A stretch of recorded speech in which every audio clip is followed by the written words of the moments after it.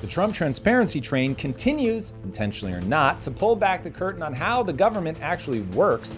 Between the horrific DoD leak and an EO ordering the declassification of the Russia Crossfire Hurricane investigation, we are getting an unprecedented look at how the sausage is actually made. Plus, the world continues to change at a dizzying pace, from shocking AI advancements that are going to blow your hair back and robot doctors being tested on real people to the HHS defunding COVID research and Palestinians marching openly in Gaza protesting against Hamas.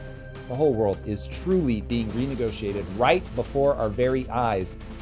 True, I am convinced that the world is spinning faster and faster on its axis, but I honestly could not be more excited. Despite all the weirdness, man, I'm here for it.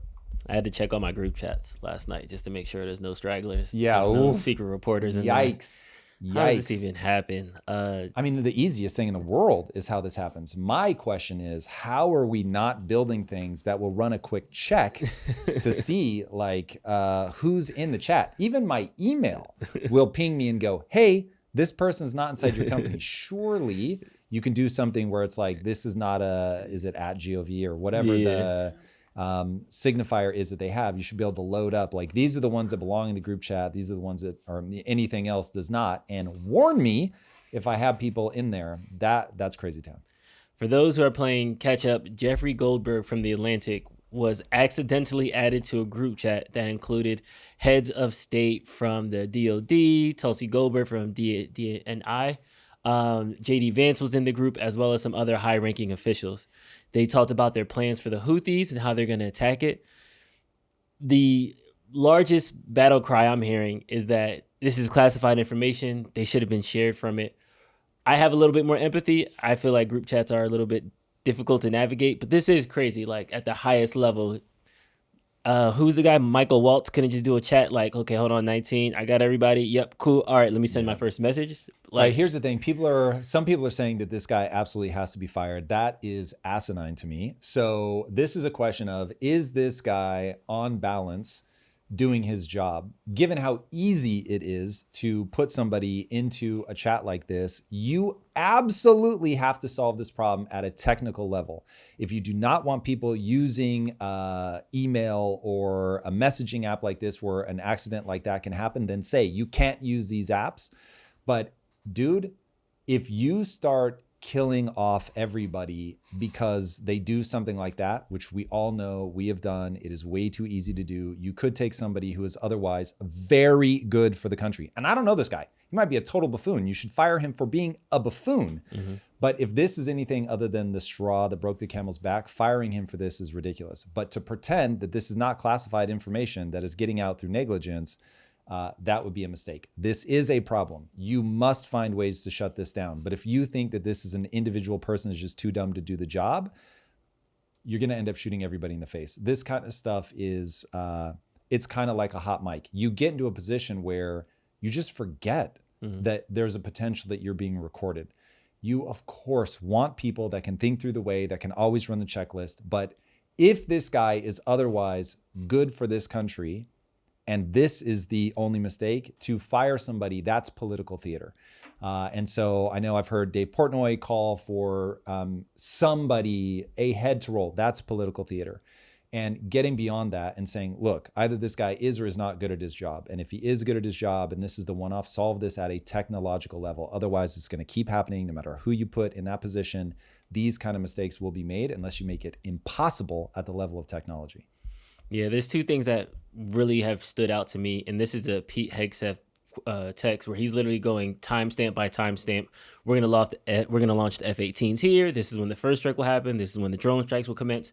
These are tactical plans. These are plans that they wanted to keep secret and encrypted, that is now not only released to the American public, but to the entire world. Our allies, our enemies, everybody has seen this.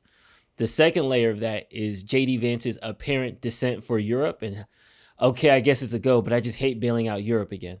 Okay, so this is where we get into. This is the part that this absolutely should not have happened. They really need a solution where at a logistical level, it can't happen. Like you can't have people added to it that don't belong in that.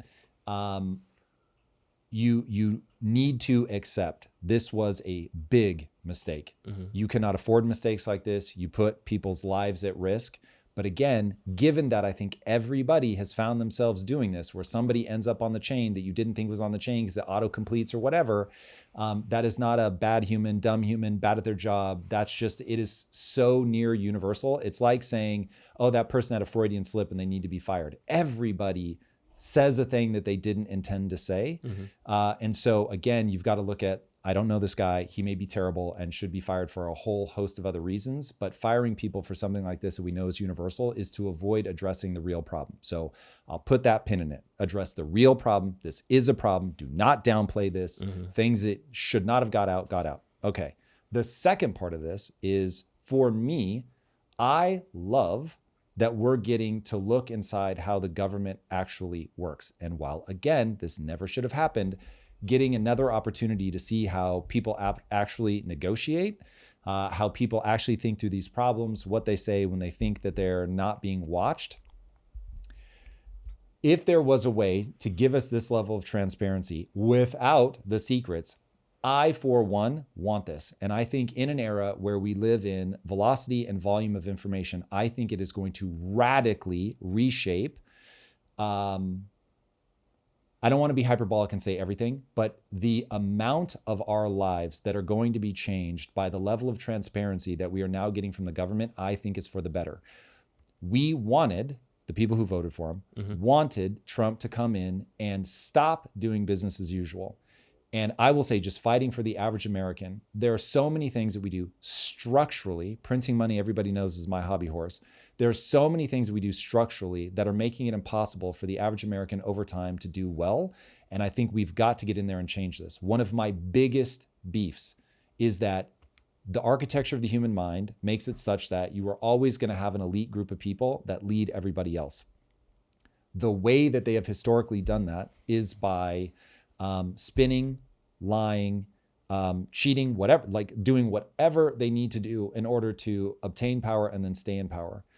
My hope is that you can make America moral again by just having a freakish amount of transparency so that these people are not unable to say things privately, because for reasons of national security, you obviously need a way that you can step out. But I think we should want for that to be as little as possible and not as much as possible. By way of example, think about the ways that bills are made at this point, where they'll create a 1,000-page bill and they'll give you 72 hours to go through it. Nobody's going to be able to read through a bill, understand it, discuss it, and decide whether they want to vote for this or against this. They know that they can vote in a certain way and their constituents are never going to know what's actually in the bill. That is not the kind of government that I want. If it is true that the architecture of the human mind is such that there will always be a small group of people that leads us, I want as much transparency as humanly possible. I understand that there are limits, just as I'm not a free speech absolutist, but I want a whole lot of free speech. I understand you can't be a transparency absolutist, but I want a whole lot of transparency. I want to understand how these people think and act so that I know, are these the people that are going to lead us well? Or is this a bunch of bullshit and they're just spinning me and this is all garbage and they're going to take me somewhere because their motives are invisible to me? And so I only have that surface layer. And so they can bamboozle for years that they're saying one thing to the public, but they're really doing something else behind the scenes. I want as much transparency as is possible and still run the country given the reality of great power dynamics. I think it's possible. I think we're getting there. This is bad, though. And the reason I think that the last thing about this is the right was really adamant about ripping Hillary Clinton for her emails. It does make it kind of seem like now they're getting caught with their pants down. So to me, they just have to kind of accept accountability, move on, as opposed to just saying, oh, it's not a big deal. Oh, what? Did journalists hack its way in there? It was some conspiracy, as opposed to saying, my bad, I hit the J instead of the K, and I meant to add Jeffrey this person, but I added Jeffrey that person. I feel like that makes the press conference 3 seconds. Everybody goes home and just calls that guy an idiot. But instead of that, we're playing this, well, it's not really classified information. Well, it wasn't my mistake. It was somebody else's. And we're giving this more life than it's just like a brain fart, a flub, somebody messed up. This is the kabuki aspect of this. Schwarzenegger talked about this when he was in office. He was like, the reason that you can't get things done is everybody is playing to an audience. They're playing to their constituents. They know that they can spin a message. The reason that people, politicians, anybody, the reason that people lie, the reason that people spin, the reason that people manipulate is because it works. And I think the only way to the other side of this is to have an unprecedented level of transparency that is finally technologically feasible. Again, I'm not an absolutist. I understand that there are going to be lines. I fully acknowledge this one never should have happened. But now that it has happened, I don't hear people talking about, look at the way that JD Vance is talking about Europe. What do we think about that? Do we think that JD Vance is right? People aren't talking about, hey, he was saying like, I think that Trump might be blind to this. Do we think Trump is blind to that? Like the moment happened.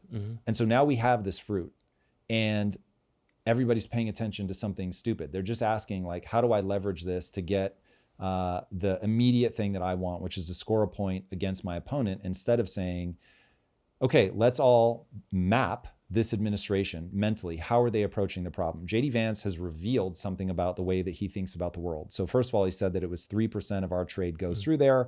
There was pushback in the group chat where they're like, well, you probably can't look at it that way. And I thought it was a great point.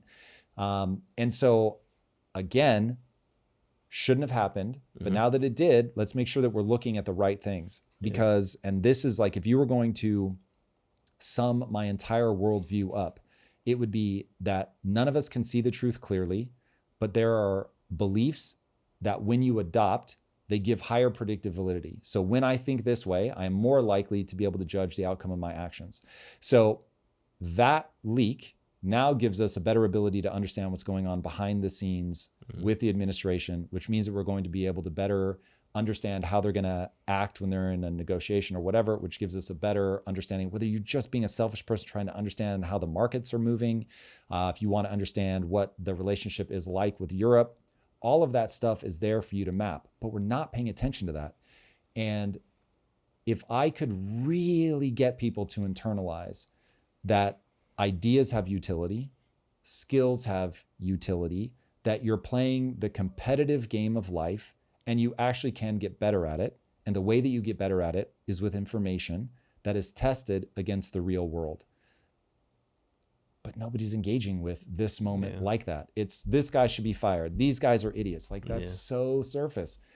Get below that. What are we learning? What's here? Now, how do we begin to build up a mental model of this administration? Well, we'll see how they feel when this breaks out and how it keeps progressing. But another congressperson said the quiet part out loud, and that was Jasmine Crockett.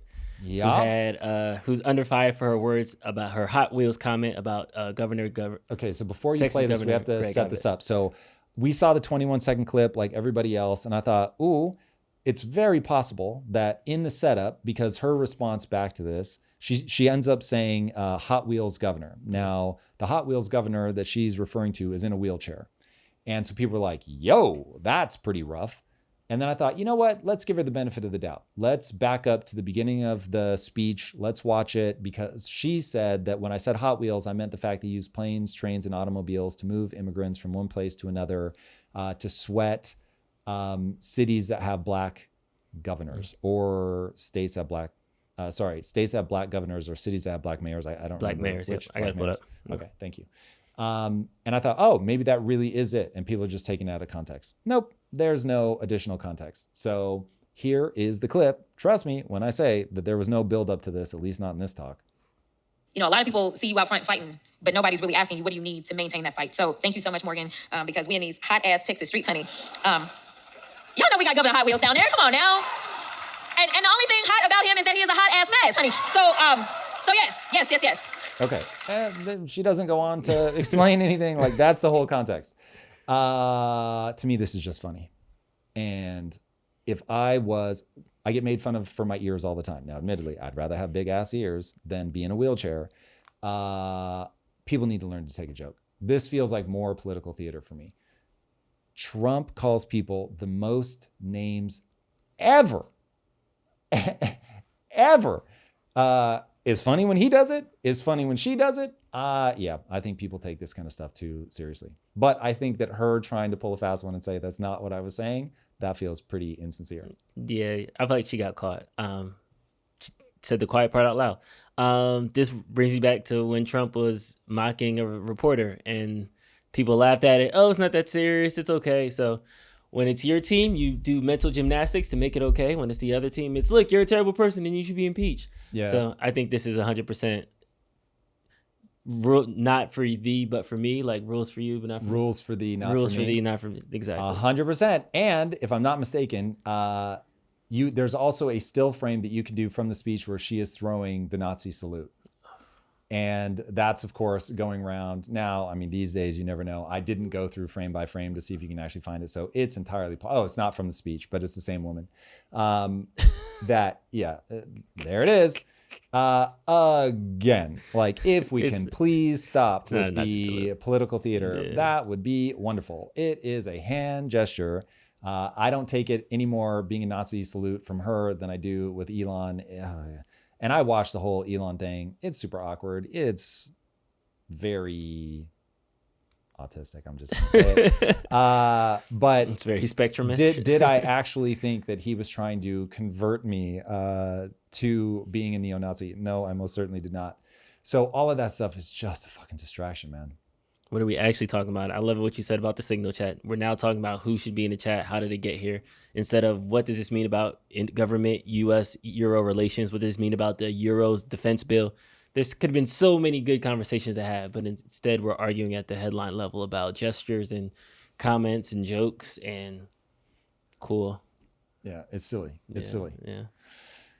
All right. And in Trump news, he declassified all FBI files related to the corrupt Crossfire hurricane investigation. This is the Russian and that's you reading a tweet, not necessarily taking a stance. Oh, yeah.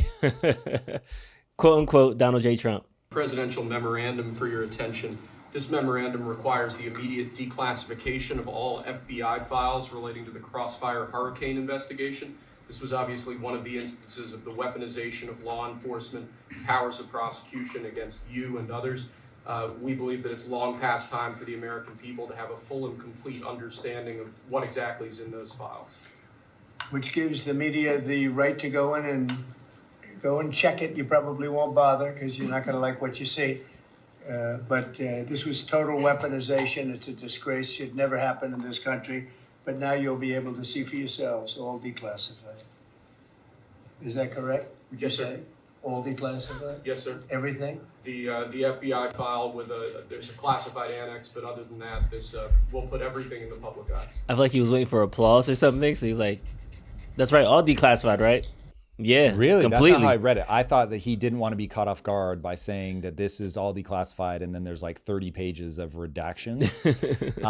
But I want where my Epstein files is. Like this is one of those, dude. There are photos of our man with Epstein. It is so sus that we're not getting the Epstein files. Yeah, those are never coming out. That one is, oh man, come on. I think it was 3 million It's the one pages that people of care JFK about. files.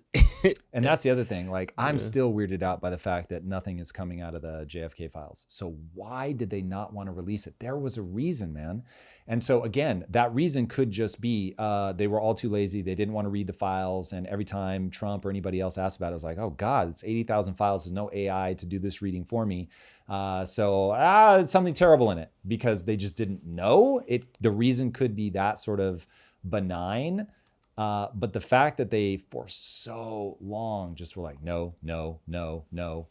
Even with FOIA requests, wouldn't give it to people. And then they give it and it's all like, meh.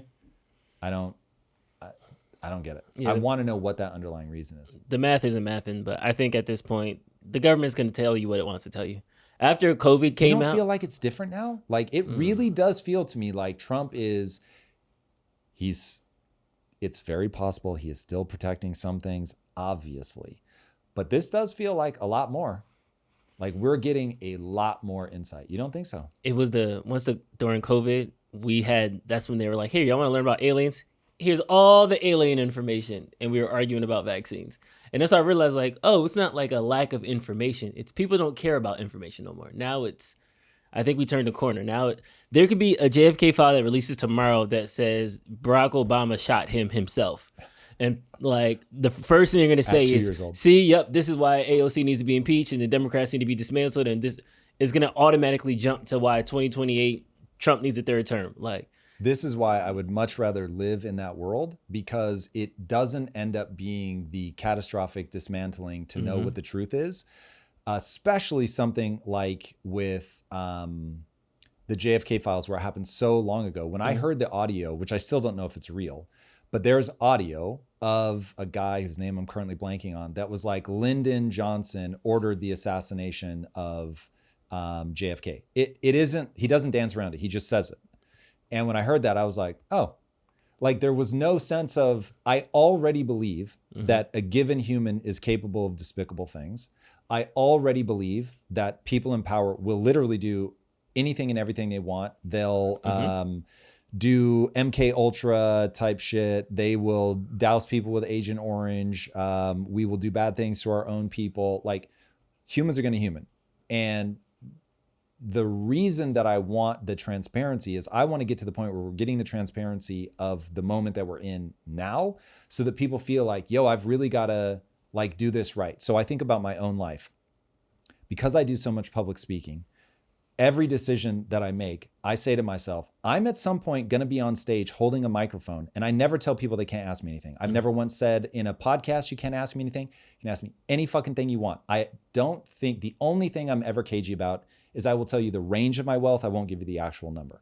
That's the only thing where I'm like, okay, I've got my song and dance. I don't see any advantage to giving people an exact number. Beyond that, it's like, I just assume somebody somewhere someday is there's gonna be nowhere for me to go. And I'm standing there with a mic, and I better have a fucking reason for why I've done the thing that I've done. Now, I don't expect people to agree, but in terms of like, I want to earn my own respect. And I know that I live in an era where I'm just and I'm like small time compared to somebody like that. Yeah. Knowing that people could look at my shit, I live by 50 cents. I try not to say nothing the DA might want to play in court. Like, that's just a good way to live your life. Like, don't do and say things where you're like, uh-oh, I hope nobody hears this.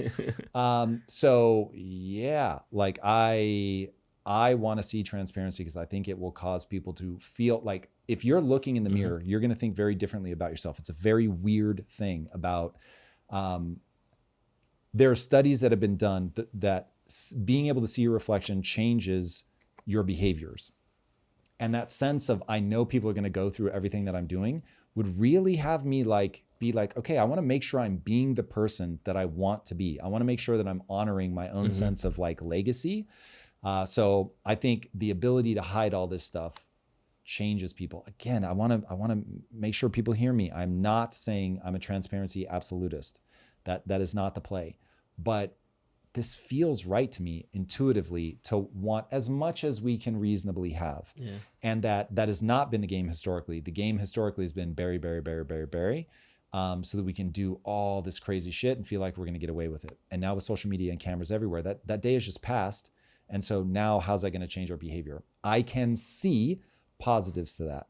Now, of course, I can also see 1984, where you just start thought policing me. But in a world where I'm so anti-authoritarian top-down control, I want that balance of, with my politicians, I very much want to know how they think about things.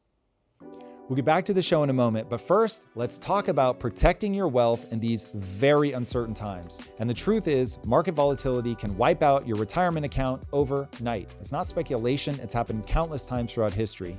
This is why so many financial experts recommend diversifying with a scarce, sound physical asset created by exploding stars, gold. It has withstood the test of time through every economic collapse in history.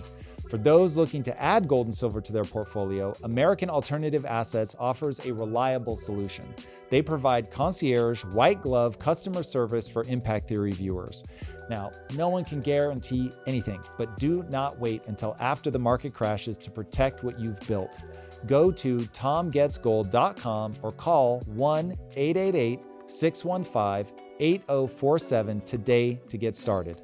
Again, that's tomgetsgold.com or call 1-888-615-8047. This is a paid advertisement. And now let's get back to the show. Well, I know they're certainly going to look at things differently now after ChatGPT release 4.0 image generation. God, this is crazy. Hard pivot to AI. I love That was it. hard pivot. I'm not going to reward that. You sent this in the group chat, and I just thought it was interesting, or the spreadsheet, and I just thought it was interesting how they Studio Ghibli like memes, but it just kind of opened up the window to me of, if I'm a comic book artist, am I excited right now? Is this a weird time? Are we going to see 1,000 picture books tomorrow? Like, what do you think is going to be the second and third order consequences now that OpenAI can do character consistency, AI generated images, or at least kind of can do it? Okay, so to understand my answer, you have to understand the following. Character consistency has been the holy grail. People have heard me talk about it many, many times. The big letdown with AI, if you're an IP studio, is that you can create a custom character and then you try to use AI and you realize, oh, there's limits. It'll like rough it out. Mm-hmm. Like if you want to create an AI version of me, you would say short, dark hair, black glasses, big ears, hard jawline, something like that. And you'll be like, oh, I get it. From like a character perspective, that's meant to be Tom. It's not really me, and I'm going to change from shot to shot. With 4.0, and I have not played with it enough to find like where it does break down. Mm-hmm. But when I say for the first time, I gave it 10 training images on a character from Lisa's comic that she's building called Wish Academy. And I've used AI extensively. I've spent dozens of hours just trying to find the prompt with training images that will allow me to have character consistency. And I'd give it like a 2 or 3 out of 10. Yeah. You can tell, oh, I get it. That's a girl with a helmet on. That's meant to be Lexi. But it's not actually her design. This is actually her design with 10 images. This was, when it was originally pitched to me, hey, Tom, have you seen the new thing in 4.0? And I was like, we already tested it. It doesn't work.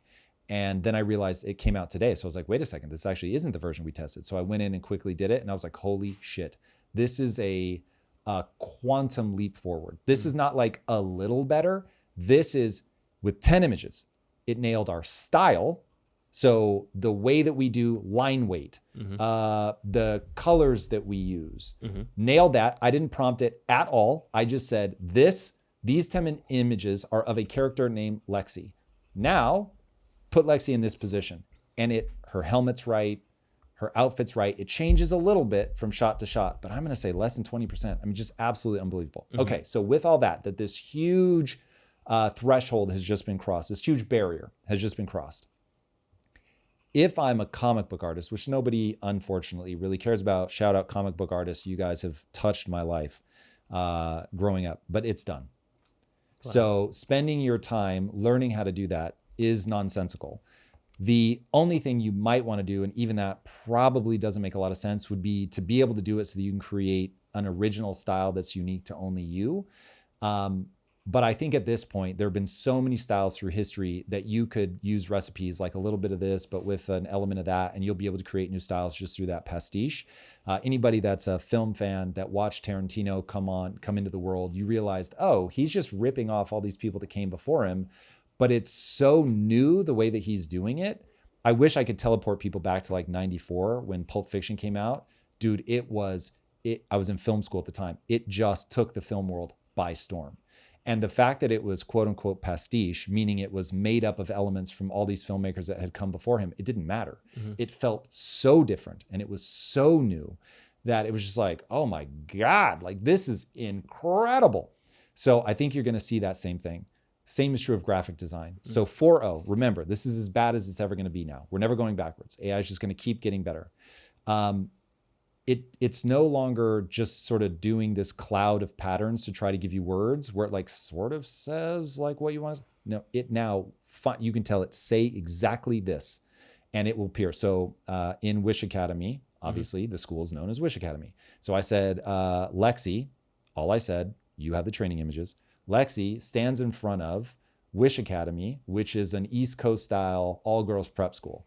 And it just said clear as day, Wish Academy.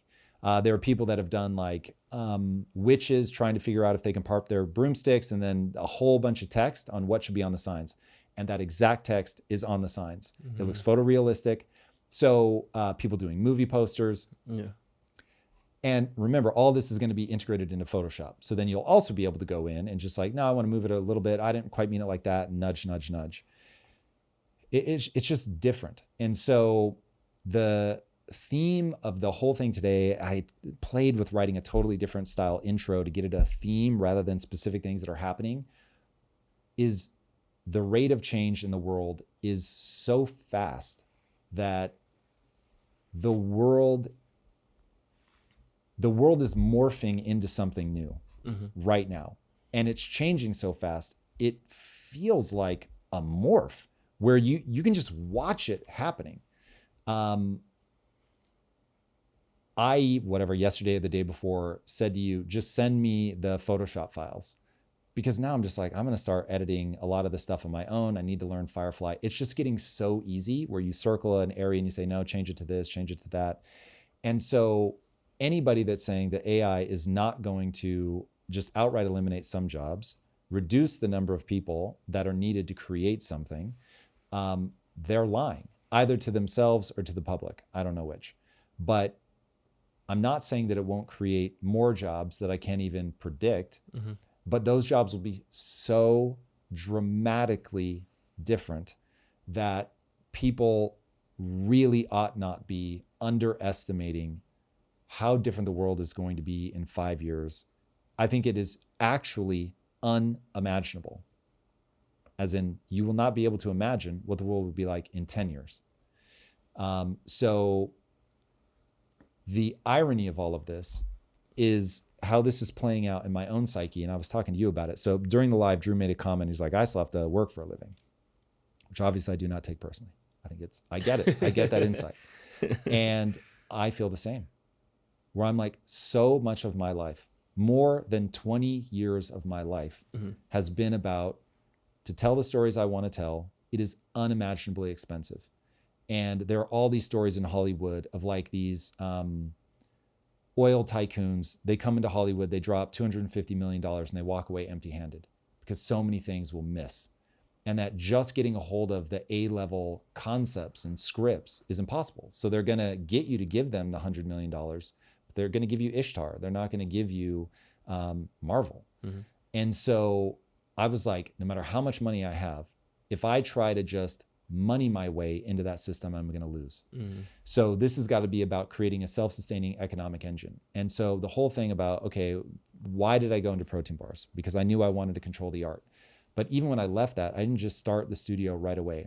I started building a new media company because I knew that I needed something that kicked off money. Okay, so we get that engine going. Then we start developing video games, we start developing comics.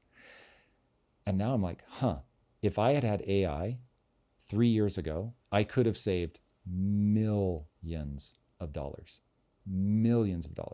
So we've spent inordinate amounts of money on comic books, no money in that. We've spent inordinate amounts of money on the video game, lots of money in that, but it's hit or miss. And so if we can make the game work, then we'll be richly rewarded. But Sony launched a $400 million game called Concord that nobody has ever heard of because they shut it down in a week. Sheesh. So when I look at AI, I'm like, take a comic book. A comic book is probably going to touch 8 to 12 people. That's now one. Now, you still have to be able to write, because if I don't have good taste, then the story's going to be ass. For the most part, people will forgive the art if it's a little bit shaky, if the story's really awesome. For anybody that doesn't know One Punch Man, it's got a whole great story where it started as a guy who couldn't draw, but he could write really well. And so it still got popular. Now it got even more popular once he tied up with an artist and they went back and redid it. But anyway, people love the story, and so it still exploded onto the scene. If you have taste, AI is a tool that propels you forward. And so even I go, how many of the things that I'm doing today will I be doing in 3 years? I don't know. Because now when I sit down to work on, like, I feel like a little kid waiting for Christmas morning, because this Saturday, I'm going to be able to sit down and use 4.0 image creation to see if I can write Coyotes of the Air Gap right now. Because until yesterday, I didn't think I could generate the art. So I thought, well, this is still, if you'd really pushed me, I would have said this is still 3 years out. So 24 hours ago, I thought this was 3 years away. Now I'm like, I might be able to do it this weekend. That's how transformative that moment was. Mm-hmm. Now, on top of that, we're going to be going into, there are other companies right now trying to leapfrog OpenAI. So I always feel ridiculous when I say a year from now, this is going to be radically different. It might be a month from now, Drew. So because Midjourney is going to gear up, Gemini is going to gear up. Everybody. Yeah. And so we don't know what's going on behind the scenes. Remember, DeepSeek comes out. This is competition. DeepSeek comes out and AI goes, hold my beer. We've got so many things that we just haven't been releasing because we wanted to give the world time to acclimate. Not anymore. And so we're just going to start releasing this stuff. But also DeepSeek was this much more efficient algorithm. Everybody's learning from it. So people aren't thinking about DeepSeek anymore, but I promise you, every AI person around the world worth their salt went in and learned how they got that much more efficient. When you get that much more efficient, it's now available to that many more people. And so I would ask everybody, as somebody who cares about you, and I want to see you guys thrive emotionally. Everything that I just said about how rapidly the world's changing, it's all true. And that's very scary, and I understand that. Stay focused on what does this now allow me to do that I couldn't do before? And so my first question to you was, and by the way, I didn't say this part out loud, with every advancement, especially because you're creative, I know I'm a step closer to losing you. And you're like, well, I'm just thinking of it as a hobby right now. And when you said that, I was like, yeah, now. But what about a month from now when that next thing comes out? What about 6 months from now? That's nothing, dude. 6 months is blink and it's gone. But 6 months in AI time, like there will come a time where over the weekend, you can write that next Easter opera and you've got a shot at like it bangs. And now all the previous hurdles, they go away. And so in our dynamic, even though that would end up being bad for me, I'm excited for you. And I want, partly because I'm excited for myself, right? I'm not now beholden to anybody with Mary Mods is a comic, sorry, not a comic book, is a IP that we're trying to turn into an animated film. And I literally had to send people to Berlin to work with a Spanish animation studio and go to the Berlin Film Festival and beg for money and all that shit. And I'm like, homie, I don't give a fuck what they say. Because what am I, 3 years out from just being able to prompt, boom, there, yep, that's exactly the shot that I want. Nah, change it a little bit like this. That's exciting. So people can meet this moment with fear, and most will. But my hope is that the me at 12 years old who has been on this insane, circuitous journey to become a storyteller, you can just beeline. Now, of course, we could fractal on all the complications of disaggregates capital and all that stuff. But anyway, allow yourself to be excited. Is there similar ramifications you see in other industries as well? Because to your point, from a creative standpoint, character consistency can fundamentally break cartoons, anime, manga, comic books, movies, and TV. Like it can hit 6 or 7 different industries and categories. But if I am a executive assistant in the middle of Iowa somewhere, do I also see, is this also a moment for me that I could be like, yes, I could utilize it to do A, B, C, D, or E? Or do you think AI is still kind of taking it step by step? It's just happening so fast. Yes, the person in Iowa is going to be able to do whatever the hell they want. All of us are only going to be limited by our talent, our creativity, and our willingness to engage with it. So there's one mystery that looms over me where I'm like, I don't know how that plays out. And that is, think about all the content being put on YouTube. And still, it's a very small number of people that will be able to make a living. That's the part I don't see any way around. I have a sense of how it's going to play out. You will get the big companies like a Disney who are, my instinct is they are investing and reinvesting and quintupling down on the parks because they know you have to spend your day doing something. And if AI makes IP creation a thing where anybody can do it, it's just like there's so much coming out. People aren't going to write scripts for us anymore. They're just going to submit finished movies. And so our job is to be like, ooh, we like that one. We're going to put our marketing machine behind that and we're going to drive people into the parks. And so now you're going to be able to have a physical experience. And that's something that AI can't create for you. VR will be a thing and that it really will matter. But ultimately, there are still going to be things that people want to do in public and they want to be around other people and blah, blah, blah. So people will begin shifting their attention to that. How many new jobs will that create? What will that look like? Don't know. That's part of the event horizon if I can't see over it. But it's just really, really, really incredible. This is tickling the same neuron for me. A world where there are essentially no gatekeepers tickles the same neuron as a world with hyper transparency. It's a better world. And even though it will change some of the things that I'm used to, being able to look at the government and think, oh, those are the best among us. They're smarter than me. That's all going to go away because we're going to see the way that, like, when Trump was negotiating in the White House with Zelensky, I thought universally Zelensky, Trump, and Vance all looked like fucking normal people with foibles that were just all written right there on their sleeve. But I still think on balance, it ends up being better. And then, not to belabor this point, but then our offline conversation, we talked about the music industry, and that resonated with me a lot because growing up in the 90s, there was the top 10 videos from the VJs on MTV, the Billboard 500. These are the 500 best songs. Nowadays, people are discovering music in new ways. The music industry, I think, is radically democratized already in that way. And I think that could be a good indicator of AI. I was literally joking with my friend because I was telling him about, like, AI is going to create, change distribution.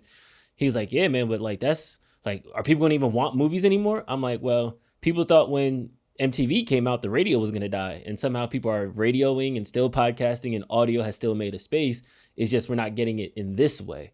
So I do think that these new industries, these industries that are going to be layered on top, they're going to mirror the past in a way. But I also feel like there is this excitement about this new way of consuming media, consuming video games, consuming things that we haven't seen yet, and who knows what that is going to be. Well, can I scare you to death as Yes. the father of a 13-year-old daughter? Here is what I see when I look into the very uncertain future. Now, I know what I'm about to say is not going to be literally correct. It won't play out this way, but this is the kind of thing that will be possible and will influence the direction, even if it doesn't end up being exactly the direction. There's a great quote about the human experience that says, a pleasure shared is a pleasure doubled. We like to connect with other people. And part of what I miss from my childhood is everybody in my school was paying attention to the same music. And that you really felt like you were a part of something. And there was just this shared fabric. I think the human mind wants that. But people are going to have experiences in their lives where some percentage of their friends are AI. And you'll be able to tell that AI how you want them to engage with you. And so I will want my AI to be into the same things that I'm into. And I'll say something like, introduce me to 10% new things. But 90% of the things, I want you guys to be as hyped as I am about this thing. And this is part of why I have paid for writers' rooms before. I've had the most talented writers in the world come and sit with me and other people in a room to brainstorm ideas. So what I'm about to say, I am saying from having surrounded myself with extraordinarily talented writers. I've never had more fun collaborating with writing than I have collaborating with AI. I am well aware that part of it is a form of masturbation because I've created that thing. So I've told that AI to behave in a certain way. And we go with the ideas I love the most 100% of the time. Unlike a writer's room where you have to compromise, you have to keep people motivated. You can see that you're frustrating them. And so you lunch give, break, you got to. exactly. You give on an idea because they want, but it kind of does downgrade your love for the piece a little bit. And so with AI, I have somebody that knows the entire world's knowledge, who I've told how to behave around me, how to challenge my ideas, but be encouraging, that when I come up with an idea that I'm legitimately excited about, it will mirror my excitement and be like, oh my God, you're right. That is amazing. And so you'll be able to share these experiences with an AI, but they'll be so attuned to you that it will be better in some ways. Now, there are second and third order consequences, which is why I say this is a scary thing for a parent. This is not like, oh, I'm soothing your concerns. So you think that hyper segmented 2 will be greater than the class, all the 12th graders like this music collective? I think no matter how niche your universe is, you will have a group of people that are into it, that are excited by it, that give you all of that reinforcement that I had as a kid in a world where everybody was focused on the same thing. Gotcha. And so that can derange, obviously. Of course. But that gets me excited. Like, I can literally imagine a time, I have lamented many times that the only problem with my marriage is that my wife isn't into anime. And so I don't get to share my love of that story format with my favorite human. And people that don't know anime will assume that, like, the little kitty stuff, it's not what I'm talking about. And anime is as diverse as cinema. It's like saying I'm into movies. It's just a very fascinating form of storytelling. And I don't get to show that with my wife very often. And now I can surround myself with a bunch of bots that are like, yo, we love this just as much as you. So yeah, be careful what you wish for. It is a fascinating moment. We're already seeing people democratize their time and use AI to go into interesting new places, where one guy on Twitter showed that in the last month, they made 9 game prototypes using Rock, Cursor, and Windsurf. Everything from a Vampire Hunter clone. This is like a Doom clone. This is like a pizza ingredient game. This is like a block breaker thing where you have to match up the 3 blocks. Just for people on audio, they seem like video game mini games. Oh my God. The one in the upper right is, when I think about how long something like that would take. Yeah, I mean, that's like a week's worth of work for maybe a little bit more for 2 or 3 people. And you've got one guy doing this, I'm going to guess, in his spare time as part of the 9 things that he did in a month. It is absolutely bananas. Yeah, the rate of iteration, so I'm watching that with jealousy, and I'm thinking to myself, okay, knowing what I know now about game design, you prototype something like that, it's very simple, but you find out if the core mechanics of your game are good or not. It's shockingly difficult to make something actually fun and new. And you're always like walking this line of, wait, does this suck because there's no polish? And so I'm not getting the dopamine feedback that I get from playing a real video game? Or is this not fun because I just have the wrong mechanic? And so being able to do stuff like that, where it's like you've got enough visual cuteness in this case, where it's like, okay, this isn't that I'm so turned off by the visuals or the movement that's ruining my ability. You'd be able to very quickly see this either is working or this is not working. It's just absolutely astonishing. It is astonishing. And look, these are very simple games, but this is just going to keep getting better. Yeah, this is nuts. Crazy. And then even in the real world, we got robot doctors now performing actual analysis. This is footage from UCSD Advanced Robotics Lab, where a robot is being used for analysis and therapy. Like a physical robot. If you're not looking at this, the robot is holding a stethoscope to the person. That looks like it's doing ultrasound. Ultrasound. Echocardiogram. So crazy. To me, this seems like what's like a nurse tech, like the assistant to before the doctor comes in that does like your weight and things like that. You know. I mean, this is, I would say, more advanced than that. This is somebody checking somebody's abdomen. I can't tell. That, I think, was a fake person. This is like fake practicing. This is not unreal people, but it's also like practicing intubating people.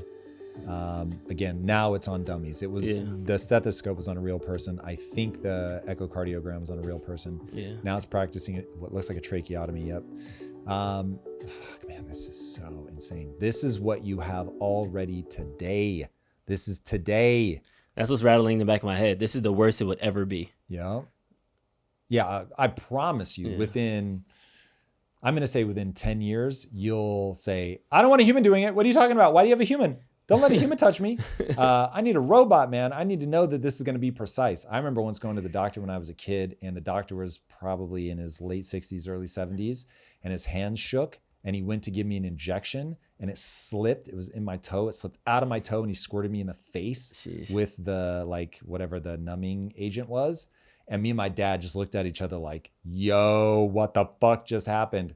That was crazy town. So let me tell you, I'd rather have the robot. Probably not today, but woof, in the very near future, man. In the very near future. God, this is going to get weird, Drew. I think right now there's this like calm before the storm where the vast majority of humans just aren't paying attention to what's happening. And so you have not yet triggered their freak out response.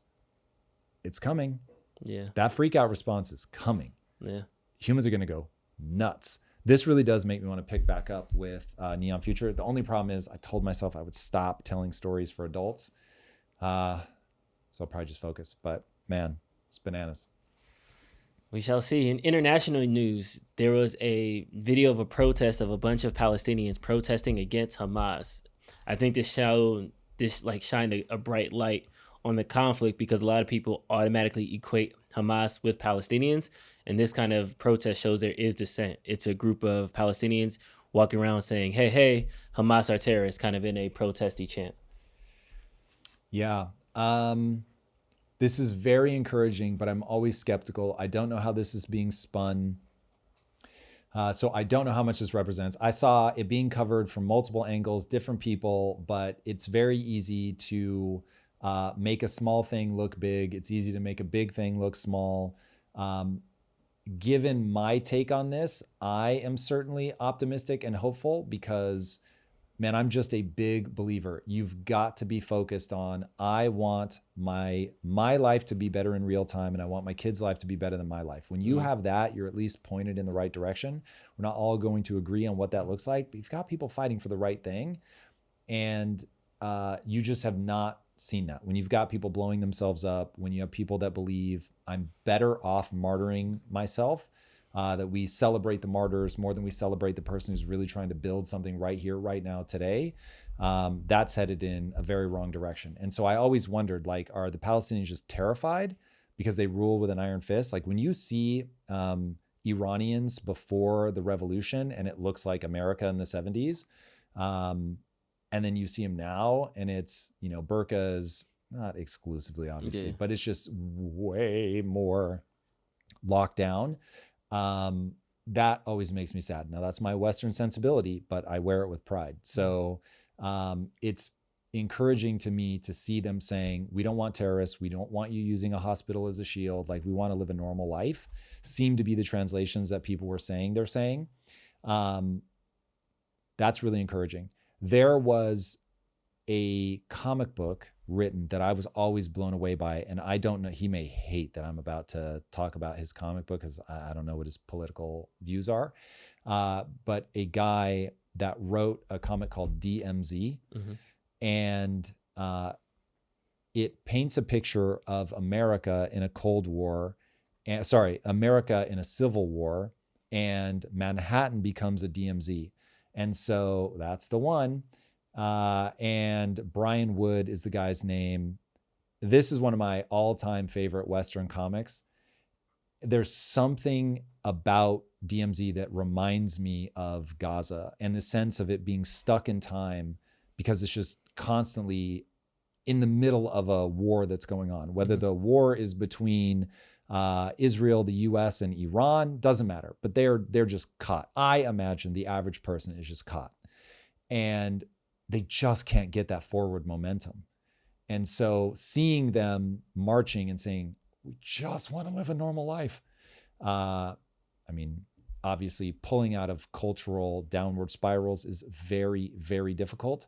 But seeing them step into the 21st century, seeing them build a thriving economy would be the most awesome thing in the world. I'm now stepping into Pollyanna territory, so I'll stop. But my hope is that's what's happening with these protests. Yeah, agreed. And this is on the backs of the ceasefire falling apart on 18th of March. Since then, there's been hundreds of Palestinians have killed, thousands more displaced. So I'm with you. I'm glad that the people are standing up and they're no longer being dictated by narratives and stuff like that. And they're actually marching to the streets wanting a better life. And we'll see. I'm fully aware that I could be being spun on this right now. But by way of thought exercise, I really hope that they can get some economic energy going. That they can get out from under a theocracy, yada, yada. In crypto news, GameStop has made a Bitcoin announcement to shake up their portfolio. They have said that they're going to be closing stores in 2025, but one thing they are doing is adding Bitcoin as a treasury reserve asset for their board. Yeah. So that was fully approved and is going to be implemented later on this year.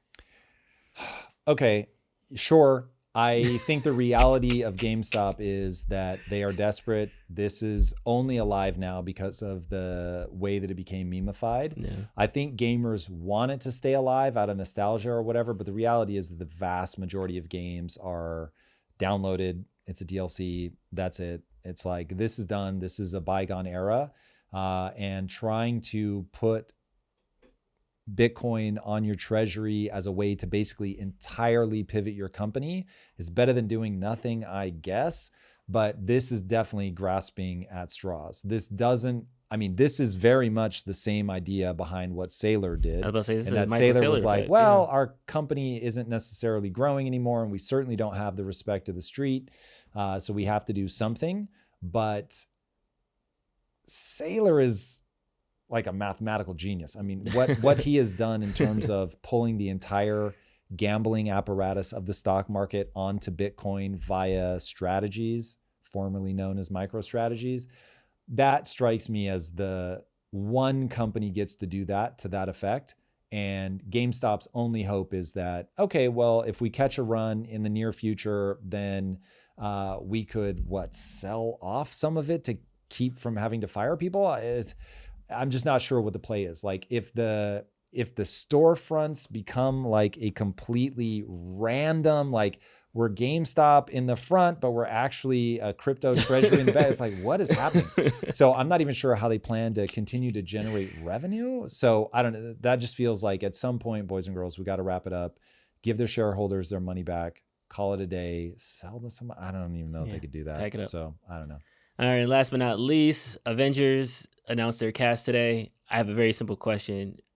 Are you going to go see Doomsday, and or do you care? I won't see it in the theaters. I care deeply about this entertainment aimed at, to me, this isn't full 4-quadrant. This is more fathers and sons. Not exclusively, obviously, but I have to believe that that's like the core demographic of the Marvel Universe. So I love that because we make content for that same demo.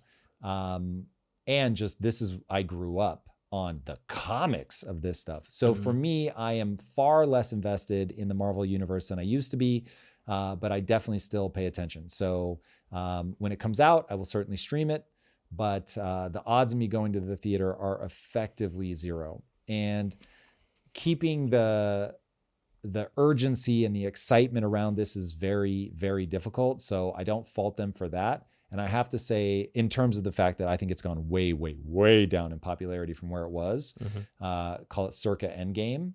But what's his name? What is his name? Kevin Feige. What Kevin Feige has done is one of the most extraordinary achievements in cinema, full stop. It's unbelievable.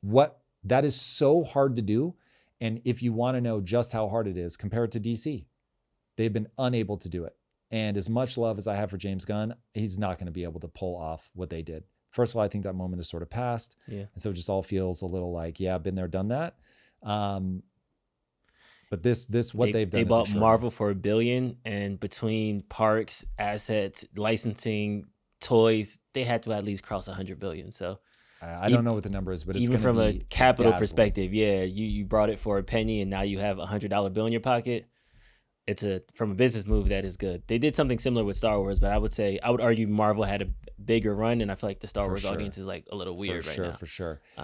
They just did a better job with the Marvel stuff than they did with Star Wars. Star Wars became much more, it got caught up in the woke stuff. And just to anybody out there telling a story, male or female character, doesn't matter. They have to work really hard to earn their spot. And if they don't work hard to earn the spot, then the audience isn't going to enjoy it to the same degree, because we have all found that life is very difficult. The whole thing with the Superman story is you have to find some way to make him struggle. And so that, I mean, just watch any Superman movie. They're always trying to do that. They're trying to find the way to stack the odds against him.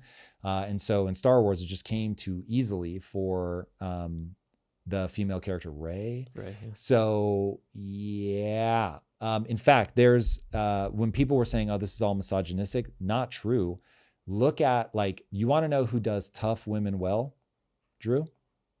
Taylor Sheridan. There you go, baby. We did not practice that. That is the exact thing I was thinking of. I said to Lisa, I was like, yo, in season 2 of Lioness, the main woman that they have, I was like, she gives me Alien vibes, Sigourney Weaver and Alien. Like, she's got that physique. The first one that they had, I can't remember which one of them has, because what Taylor Sheridan is doing very well in Lioness is they make her both look feminine and sexual, and then they'll flip it and make her just look tough and badass based on like how she's dressed and all that, what sequences they show her in. And I'm like, dude, for my money, that's the way to do it, to show a woman that's versatile like that. Because I think about this with Lisa.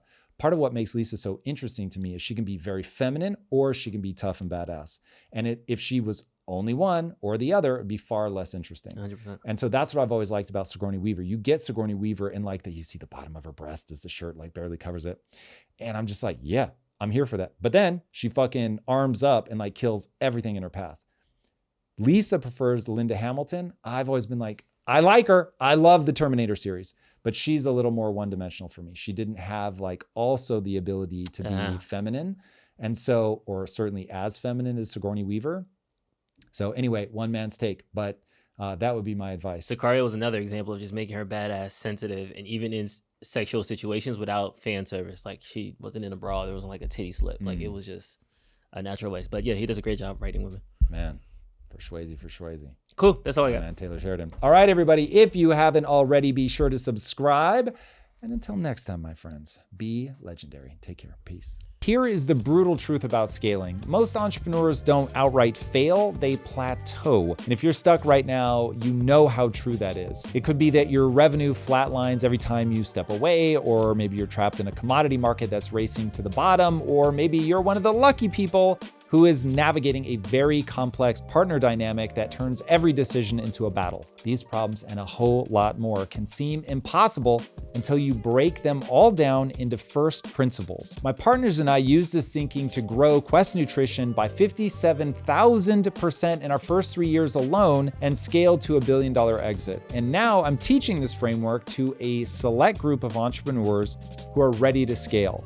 Now, I want to be clear, this is not for everybody, because I'm looking to work with serious entrepreneurs that already have an established business and a proven track record of execution. If that's you and you want to learn how to break through your biggest business bottlenecks using first principles thinking, be sure to apply now. Just go to impacttheory.com/scale or click the link in the show notes. Again, that's impacttheory.com/scale. If you like this conversation, check out this episode to learn more. Balaji details China's potential plan for disempowering the US, supposed audio of Vance bad-mouthing Elon sparks debate, Bernie and AOC continue to draw crowds, but some accuse them of astroturfing, Special Envoy Steve Witkoff says Putin's